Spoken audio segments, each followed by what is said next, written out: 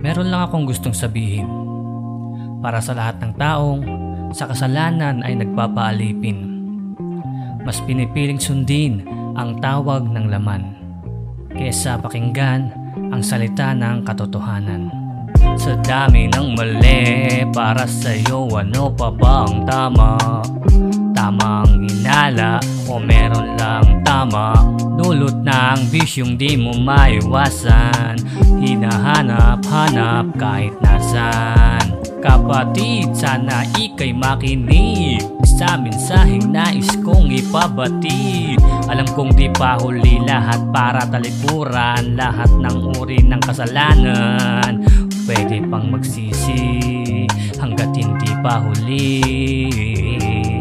Tama ang iyong narinig, kapatid. Hanggat meron ka pang naririnig, pwede ka pang makinig. Hanggat di pa huli ang lahat, hanggat ika'y huminga pa, may pagkakataon pa maitama ang lahat ng mga maling nagagawa.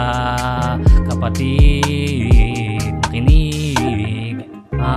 Gusto ko lang sabihin sa lahat ng nakikinig na hanggat humihinga pa tayo, may pagkakataon pang magbago.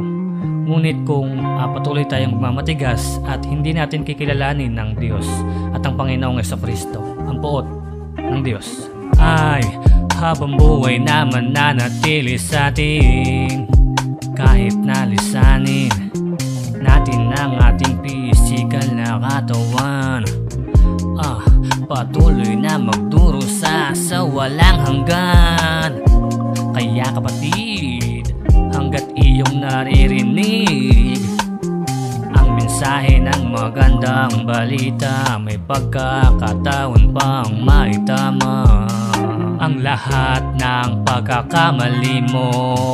Kapatid, pwede pang magbago sa mga kasalanan na dulot ng laman. Pwede bang tigilan?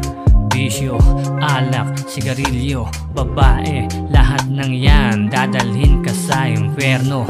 Kaya kapatid, sa awit na ito ikaw ay makinig. Mahal ka ng Diyos, sa magandang balita ikaw ay makinig.